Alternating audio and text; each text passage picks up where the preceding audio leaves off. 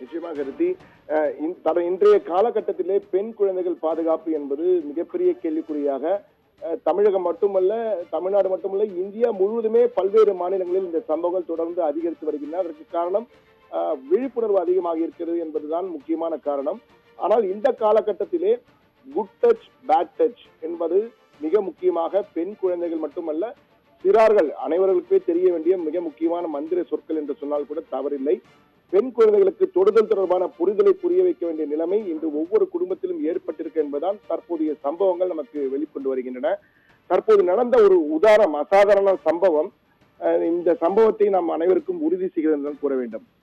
கடந்த மார்ச் 2020 இந்த சம்பவம் நடைபெற்றிருக்கிறது. லெப்டினன்ட் கர்னல் அந்தஸ்தில், அதாவது இந்திய ராணுவத்திலே லெப்டினன்ட் கர்னல் என்ற மிக உயரிய அதிகாரியாக இருந்தவர், ராணுவ அதிகாரி ஒருவர் 11 வயது சிறுமியிடம் முத்தம் கேட்டுள்ளார். இதை கேட்டு அதிர்ச்சி அடைந்த சிறுமி தன்னுடைய தந்தையிடம் புகார் சொல்ல இந்த சம்பவம் நீதிமன்றம் சென்று தற்போது தீர்ப்பு வெளியாகி இருக்கிறது. அதுவும் இந்த லெப்டினன்ட் கர்னல் அந்தஸ்தில் உள்ள ராணுவ அதிகாரி தனக்கு கீழ் பணியாற்றும் அந்த சம்பவம் என்ன என்பது குறித்து மும்பை உயர் நீதிமன்ற அமர்வு தன்னுடைய உத்தரவில் கூறியதை அப்படியே வாசிக்கிறேன். லெப்டினன்ட் கர்னல் அந்தஸ்தில் உள்ள ராணுவ அதிகாரி ஒருவர் தனக்கு கீழ் பணியாற்றும் வீரர் ஒருவரின் குடும்பத்தாரை 2020 வரவழைத்து சந்தித்துள்ளார். அப்பொழுது அந்த வீரர் வீட்டில், அதாவது அந்த வீரர் தற்போது அந்த வீட்டில் அந்த குழந்தைகளை பார்த்திருக்கிறார். இப்ப 11 வயது ஆகிறதுடன் அந்த குழந்தையின் கையை பார்த்து, நான் கையை பார்த்து ஜோசியம் சொல்வேன், உன் கையை காட்டு ஜோசியம் சொல்வேன் என்று கையை வாங்கி பார்த்து கொண்டு அவரது தந்தையிடம் போய் பேனா எடுத்து வா என்று தன்னுடைய கீழ்பணியாற்றும் அதிகாரி என்பதால் அவரை பேனா எடுத்து வா என்று சொல்லி வெளியே அனுப்பிவிட்டு மெதுவாக இந்த குழந்தையின் தொடையை தொட்டிருக்கிறார். அப்போ அந்த குழந்தை உடனடியாக தொடையை தொட்ட பிறகு, என்னை அப்பா போன்று நினைத்துக் கொண்டு என் கன்னத்திலே தாத்தா போன்று நினைத்துக் கொண்டு ஒரு முத்தம் கொடு, அப்பா போன்று தாத்தா போன்று முத்தம் கொடு என கேட்டிருக்கிறார். இதை பார்த்தவுடன் அந்த குழந்தை உடனடியாக சீறி கோபம் கொண்டு அவரை கீழே தள்ளிவிட்டு அழுது கொண்டிருந்தது. அப்பொழுது உள்ளே அவருடைய தந்தை வந்து விட்டார். அந்த தந்தையிடம் குழந்தை நடந்ததை சொன்னவுடன் உடனடியாக அவர் அந்த குழந்தையை அழைத்துக் கொண்டு வெளியே சென்று வழக்கு பதிவு செய்கிறார்.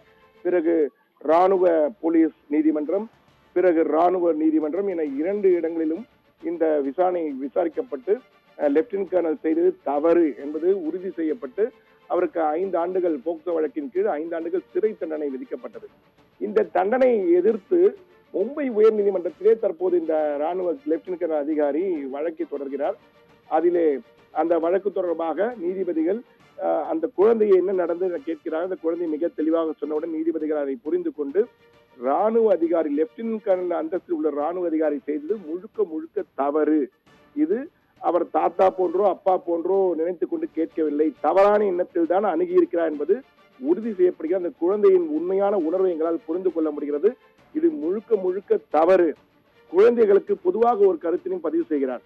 குழந்தைகள் தன்னுடைய நெஞ்சு பகுதி, இடுப்பு பின்புறம் மற்றும் கீழ்ப்பகுதி, உடது போன்றவற்றை தந்தை கூட தொடக்கூடாது என்பதை உணர்த்த வேண்டிய காலகட்டத்தில் நாம் அனைவரும் இருக்கிறோம். எனவே குட் டச் பேட் டச் என்பது அனைவரும் அறிந்திருக்க வேண்டும். அப்படி யாராவது தொட முயற்சித்தாலோ தொட்டாலோ உடனடியாக தன்னுடைய அம்மாவிடம் தெரிவித்து உடனடியாக புகார் தெரிவிக்க வேண்டும் என்ற வகையிலே முக்கியமான ஒரு அறிவுரையை கொடுத்திருக்கிறார்கள். இது இந்த காலகட்டத்திலே நமது சமுதாயத்திற்கு மிகவும் அவசியமான ஒன்றாக இருக்கிறது என்பதில் மாற்று கருத்தில்லை. அதே போன்று அந்த அதிகாரி சிறையில் கம்பி என்பதை உறுதி செய்திருக்கிறார்கள். லெப்டினன்ட் கர்னல் அந்தஸ்தில் உள்ள அதிகாரி இப்படி கீழ்த்தரமான செயலில் ஈடுபட்டிருப்பதற்காக ராணுவத்திலிருந்து டிஸ்மிஸும் செய்யப்பட்டிருக்கிறார். தற்பொழுது அவர் கம்பி எண்ணிக்கொண்டிருக்கிறார். ஆனால் இந்த மும்பை உயர்நீதிமன்றத்தில் நடைபெற்ற சம்பவம் ஒரு மிக முக்கிய அசாதாரண சம்பவம் தான். ஆனால் இந்த சம்பவம் நிச்சயமாக பலருக்கு ஒரு படிப்பினையாக இருக்கு என்பதில் மாற்று கருத்தில்லை.